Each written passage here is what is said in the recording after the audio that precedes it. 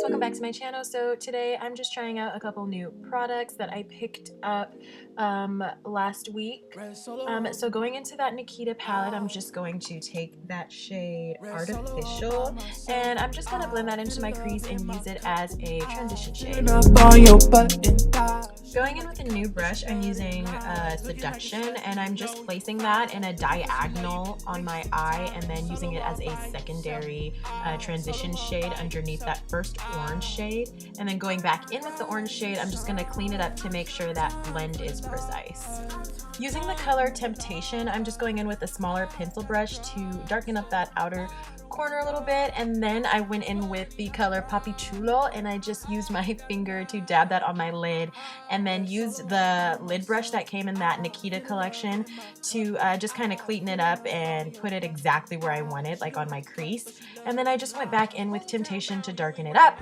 Woo! And then I went in with Ladybird from ColourPop and I just put that on the inner corner of my lid, and then I also went back in with Papi Chulo on the outer corner a little bit just to blend those in a little bit because I really liked that transition from light to dark.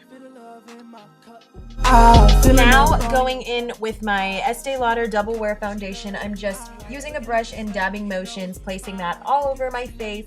And then a technique I also love doing is going in with a beauty sponge and melting that foundation into my skin.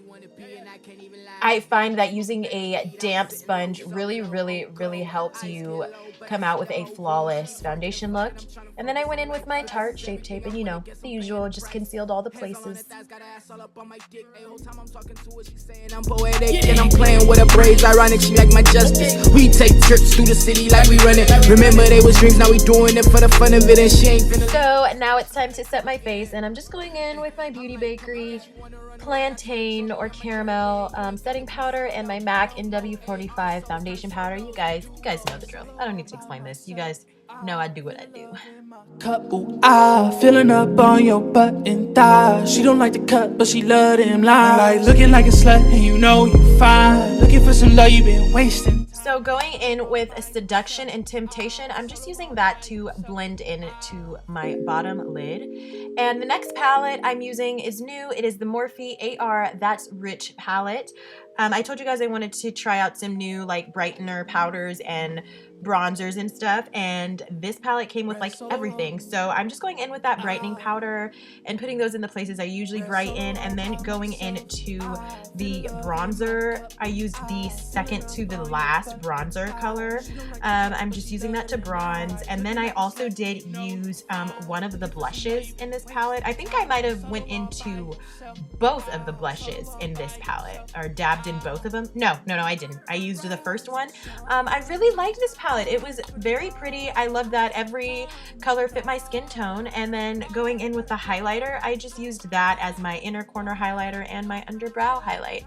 And then I also did use it as my highlighter on my face too. I was very pleased with this palette, like extremely. But I love Morphe, so I mean, I'm not surprised at how much I admired and adored this palette. So now going in with ColourPop's eyeliner in numero uno, I'm just gonna put a wing on my lid, and honestly I didn't really like this eyeliner just because it's a great eyeliner. I just prefer a bristled tip over a felt tip. But now I'm just gonna go in with one of my favorite lashes from Kiss in Tulle, and then using the Morphe's Holiday Collection setting spray, I'm just gonna use that and drench my face in it. And for fast drying, use my fan to dry it. And then I went in with my Fenty Glow lip gloss. I forgot the name of it. It's the brown one. And then I'm just putting beauty marks on my face, and that is it, guys.